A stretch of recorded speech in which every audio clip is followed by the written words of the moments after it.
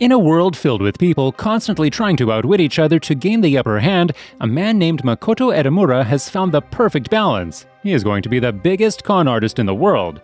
Unlike Robin Hood, Edamura has vowed to steal from the rich and the poor, but give it all to himself.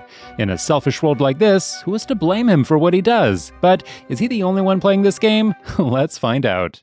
On a rainy day back in Japan, a middle-aged guy named Kudo tries to convince an old lady to buy a water filter system.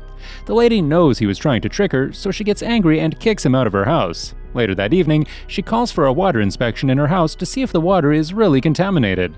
A young man named Makoto Edamura arrives for the inspection. He cheekily offers an expensive filter system, which the lady buys without hesitation. After all, it was a trusted inspection. Turns out, Edamura works with Kudo and they both are con artists.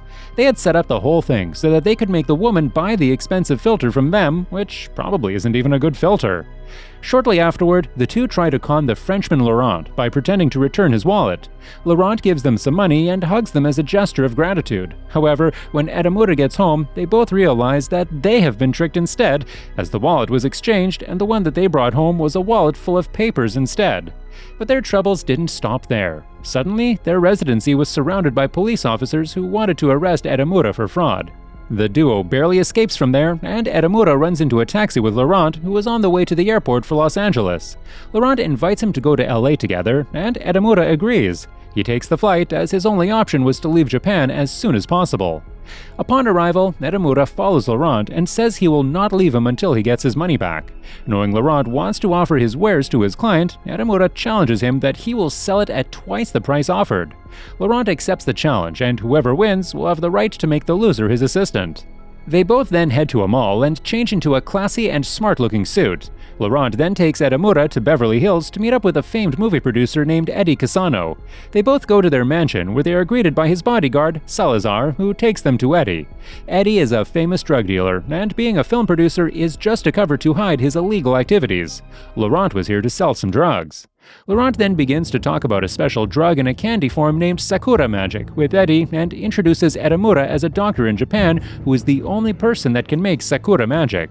He claims that the drug would pass the urine test as well. As a test, Eddie then asks one of the girls from the pool named Abby to taste it. As soon as the girl puts a piece of the candy in her mouth, she begins to laugh and jump like a crazy woman. The ecstasy seems to have taken over her. Eddie is so impressed by the effect that he agrees to buy the candy for $5 million. Laurent ensures that the price is worth it, as Eddie would have all the rights and he can be the only person to sell it in the market and make a huge profit. Suddenly, Edamura is also forced to try the candy. Crazed by what would possibly happen to him, Edamura wrestles the people there and makes a run for it. Laurent ensures Eddie that he will bring Edamura back and asks to take Abby with him, as Edamura seems to be interested in her.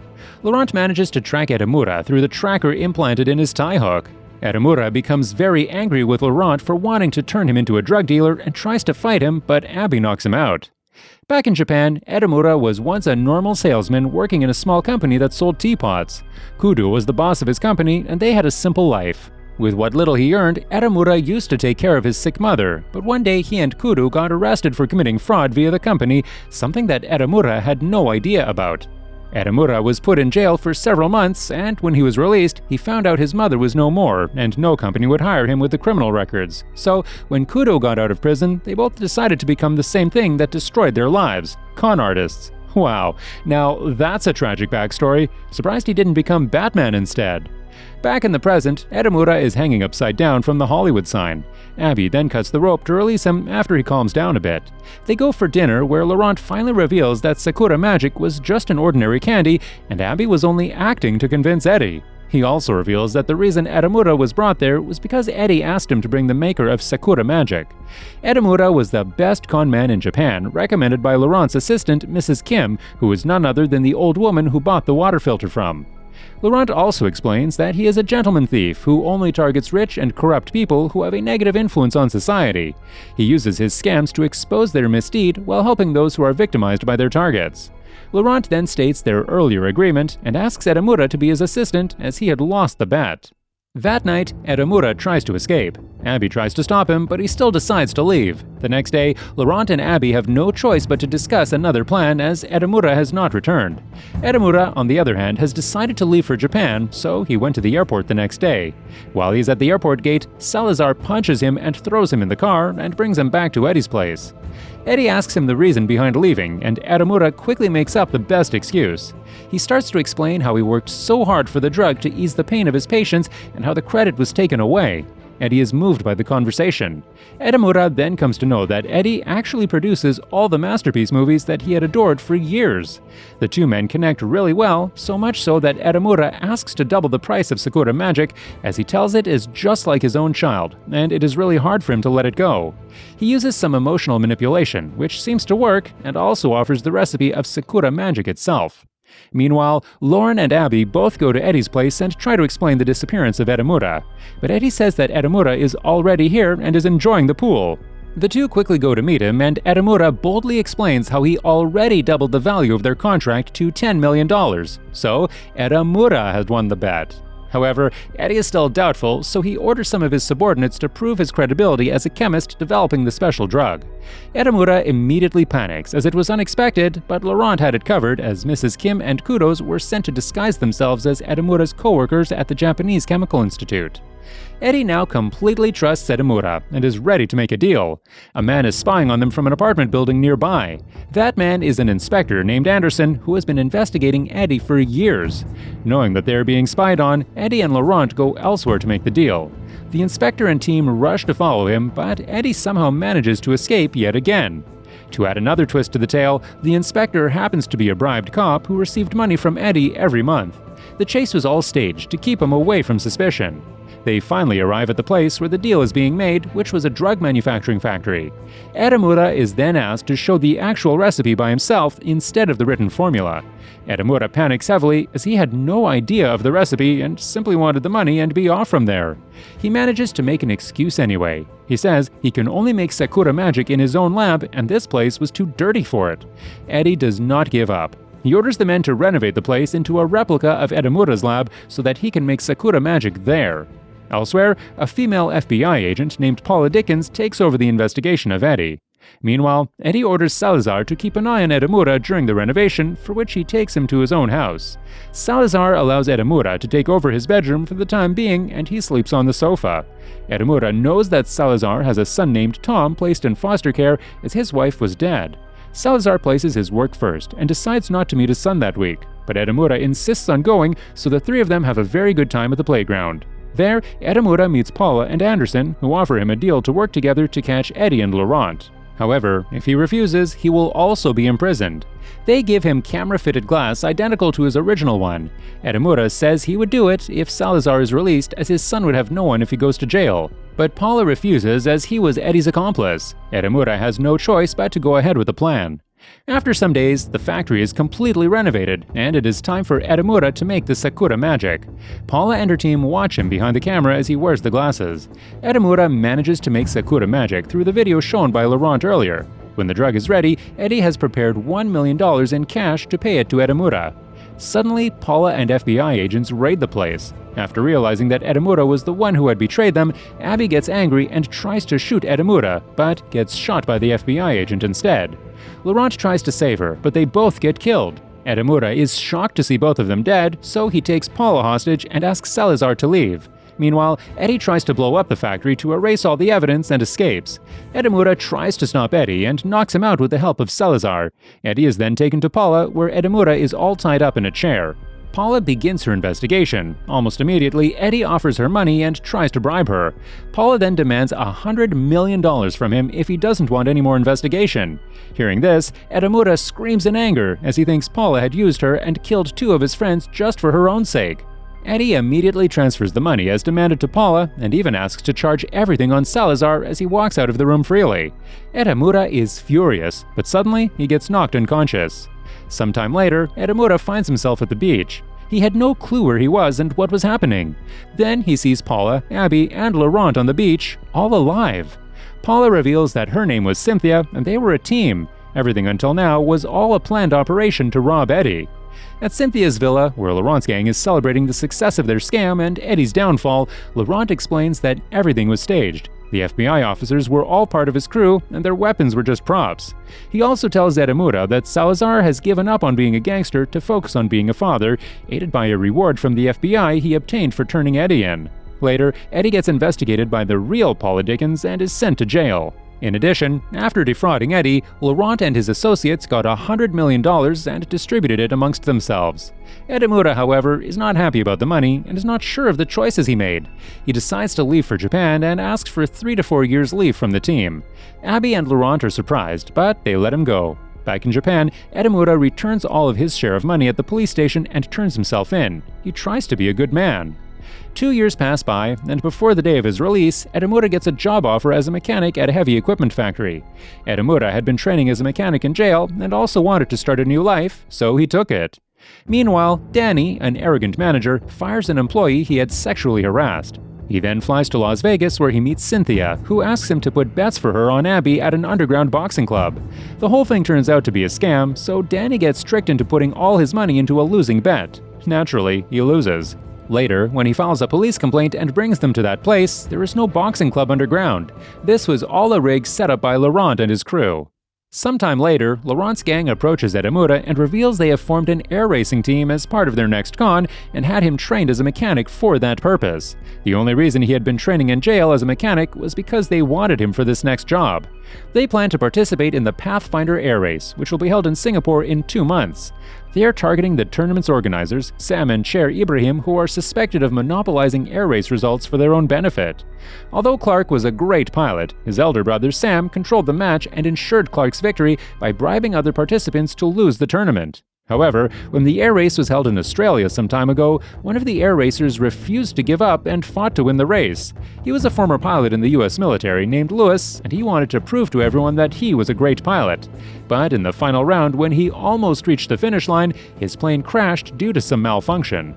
Lewis survived, but the accident would see him in a wheelchair for the rest of his life. He became frustrated, and his life never became better. At least he had Isabel, his wife, who was always with him and helps him throughout. Angered by the loss and the state of his life, Lewis had asked Laurent to deceive the Ibrahim brothers to stop the monopoly business in the racing tournament. By appointing Abby as a pilot and Cynthia as team owner, they intend to attract the attention of the Ibrahim brothers, as they are the first female to compete in the race. During the race, however, Abby seems to have lost focus while flying the plane as she sees a couple in crowds which reminds her of her parents. This happened several times, which nearly led to an accident. Cynthia, on the other hand, approaches Sam so that she can convince him to make Abby advance to the final against Clark. She even gives him her phone number and tries to lure him. Sam then invites her to meet the next day. Abby manages to pass the preliminary round and has to compete with an experienced pilot named Toto. According to the plan, and if Sam had in fact rigged the game, Abby was supposed to win the match. However, Sam turns out to be a big sexist who thinks women are not worthy of any kind of admiration or praise. He had invited Toto into the tournament and rigged the game in his favor to show just how bad women can be. Unfortunately for him, Abby shows just how competent she is, and with some really warm words from Edamura, she is able to beat Toto even after falling behind earlier in the race. Everyone praises her victory, as it was the first time a female had won a male-dominated match. Later that day, as the group is discussing the next stage of their plan, Lewis and Isabel visit them. Laurent had invited the couple to see if they would like to be a part of their plan, but Lewis seems to have some really dark ideas. He not only wanted to bankrupt the brothers, but also wanted to have them killed. Since the group was in no way going to involve themselves in murder, Lewis refuses to be involved with the plan. Isabel, however, agrees to help Laurent. So, with the help of Isabel and Mrs. Kim, they convince Sam to recruit Edamura as their mechanic. Sam finds out about the underground casino that makes Pathfinder aerial racing a gambling event. He dresses up as an ordinary man and goes to the underground casino with Edamura, the same underground casino that was built and run by Laurent for luring Sam. Since Sam had control over every game, he wins several bets in the casino against Laurent and his associates. Sam keeps betting large, unfathomable sums to win tons of money from the casino and seems to be loving it. However, Laurent soon bans him from the casino for playing under a false identity. Sam gets frustrated, but Edamura tells him that he could bet in his place. Sam happily gives Edamura $2.5 million to bet on Visconti. Meanwhile, Abby finds out Lewis was from the US Military Air Force, so she insists on Laurent for more information. Lewis used to serve as a fighter pilot of the United Air Force who was tasked with bombing the city of Baghdad. In the bombing incident, Abby's parents were killed and Abby was still a child. She was forced to become a child soldier. Abby, who up until now was on Laurent's side, decides to take revenge on Louis for the suffering she and her town had to endure after everything was destroyed. Just before the next race, Cynthia visits Visconti's hangar and manages to slip a strange capsule into the man's fuel tank. The pill dissolves and gives off a strong chemical during the race, which causes the plane to malfunction midway through.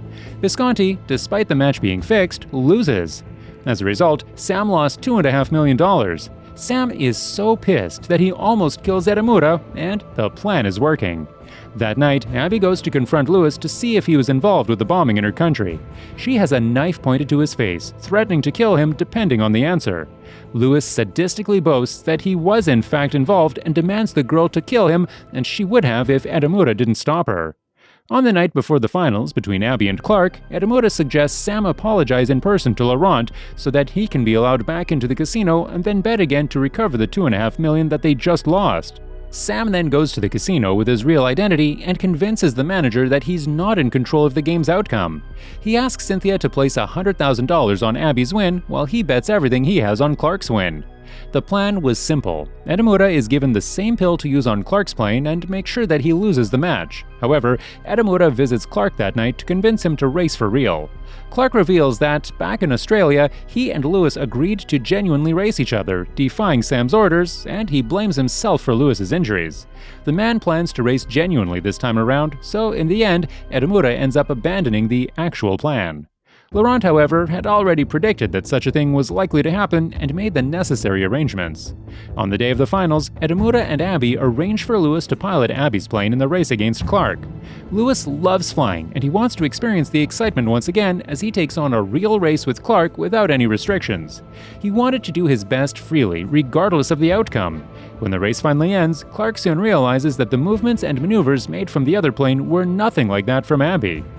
The more they race, the more he cannot shake the feeling that it was Louis instead. Regardless, Clark decides to go ahead with the race, and using his skills, he manages to scrape in a win against his old rival. Abby won the race instead. Clark wins the game, but Louis is satisfied as he got to race with Clark.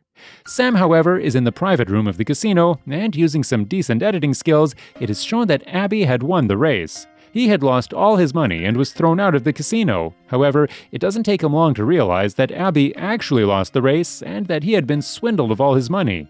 The man races back to the casino with the cops, only to find the whole place empty.